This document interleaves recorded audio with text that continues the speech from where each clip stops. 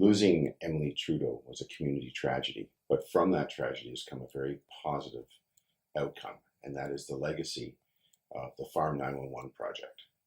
And this project will give dispatchers much more accurate geographic information as to where the emergency is, and that in turn will give the responders much better information on how to get to the person that is in need the quickest for life safety events.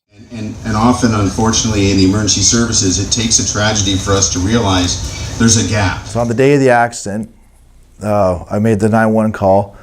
When I got talking to the dispatcher, the first thing she asked me for is a 911 number. I was unable to provide her with one, being there wasn't one in that field. She asked for the closest 911 number, which I'm not able to provide her with because I wasn't leaving Emily at the time. If there's one thing I learned from the accident is the importance of a 911 number on your property to be able to tell people where you are. The importance of it is life or death. You can't put a value on those crucial minutes that you need to be able to get help. The challenge is that the GIS system is address-based in all the dispatch systems. So we really need an address, and that's usually the first question a dispatch will ask you is, what's your address, what's your emergency, and what's your name, what's your number? Those are the four critical questions we need to have answered. And the challenge with the 911 access or the farm field challenges, or the back lot challenges, the hunting camp challenges, as Mark has talked to, is that may not be the most accurate information we have.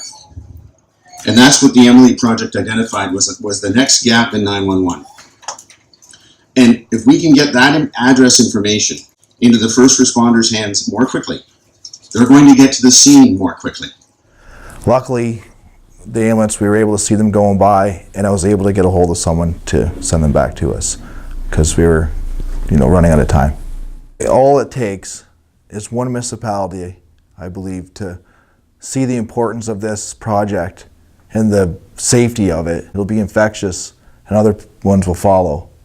I think it's something the public is going to want and need. And it's important that we make it a mandatory service within these municipalities.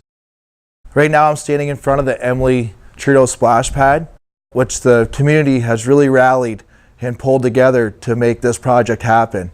The splash pad is the first part of Emily's legacy. The Farm 911 project is the next.